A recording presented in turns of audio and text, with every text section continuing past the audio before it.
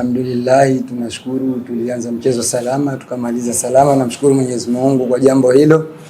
Mchezo wetu baina ya sisi na Mwembe Makumbi ulikuwa mchezo mzuri wa kuvutia, kwa sababu Mwembe Makumbi walikuwa tumejipanga vizuri na ili kupambana nao.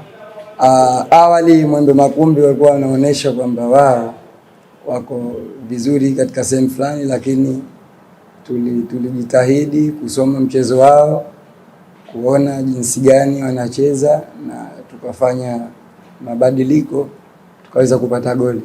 Mpira ni mchezo wa makosa, kwa sababu striker wangu na midfield kama ulivyosema walikuwa pia wana hamu ya kupata goli, lakini kwa bahati mbaya au mzuri tulishindwa kutia goli pamoja na uzuri wetu waliokuwa nao. Zilikuwa bora zaidi, lakini hii moja pia kama timu yangu ya Fufuni tunajisikia kwamba tayari tumekaa position nzuri. Mchezo unaokuja na timu ya Simba Sports Club, naahidi washabiki na wapenzi wote wa timu ya Fufuni watuunge mkono, na naahidi ushindi, kwa sababu timu ya Simba ni Simba kule Tanzania bara, sio Simba hapa visiwani.